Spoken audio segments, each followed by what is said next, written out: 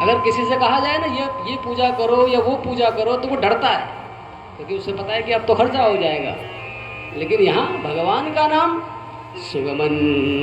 सुगम है, सब जानते हैं, सबको पता है कि हर जगह कथा हो रही है।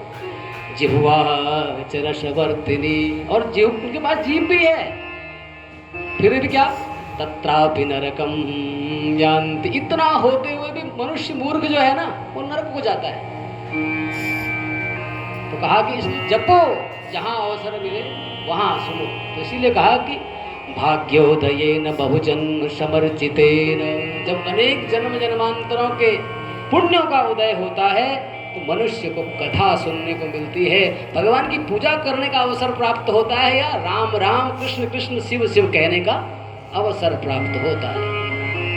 अक्सर सुनते हैं ना, हम कथा कर रहे हैं शिव जी की, लेकिन भागवत में बहुत सुंदर श्लोक आता है कि बार बार सुने, बार बार सुने, बार बार, जितने बार हो जाए उतने बार।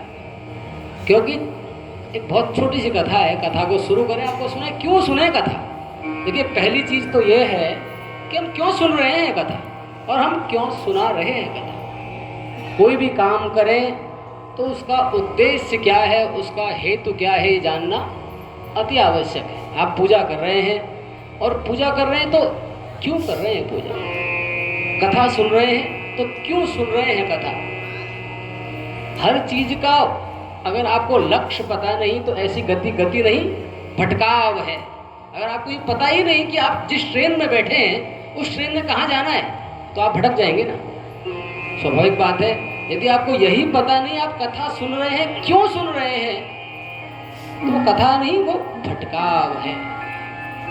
कोई भी ऐसी गति जिसका एक निश्चित उद्देश्य न हो, जिसकी एक अंतिम सीमा न हो, तो उसके बिना वो कार्य करना बेकार कहा गया है। तो कथा क्यों सुने, कथा सुन के हम क्या पाना चाह रहे हैं।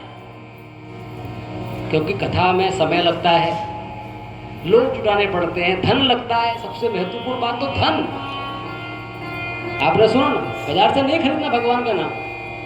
तो कथा में इतना कुछ लग रहा है, समय लगता है, धन लगता है, सामर्थ्य लगती है, शक्ति लगती है, क्यों कर रहे हैं।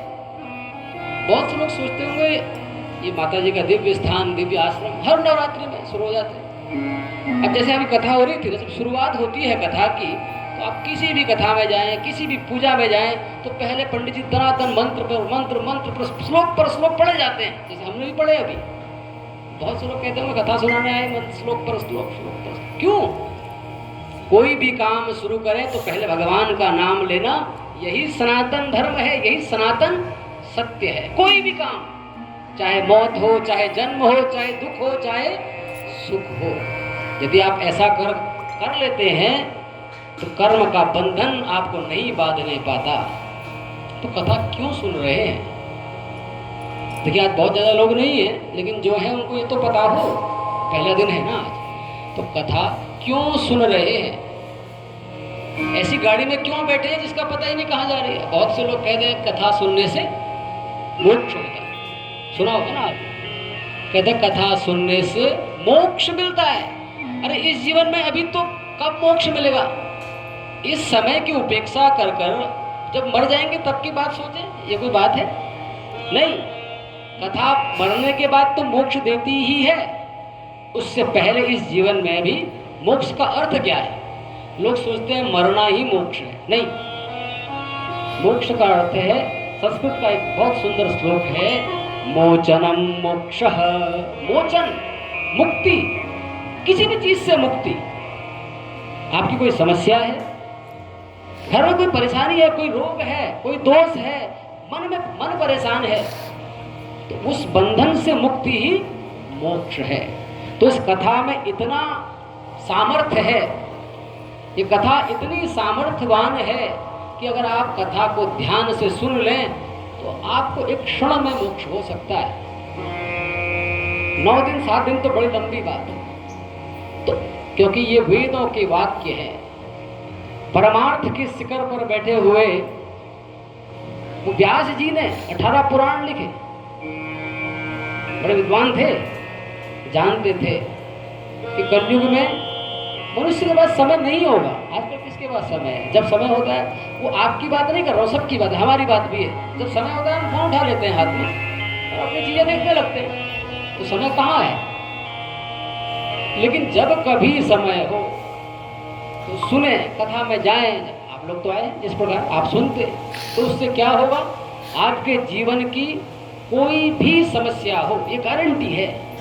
इसको बात को आप मजाक मत समझना। अगर आपको विश्वास नहीं होता है तो आज आपके जीवन में जो समस्या है, आज कथा का प्रथम दिवस है, तो आपके जीवन में जो भी समस्या है उस समस्या को सोचकर कथा पर आइए।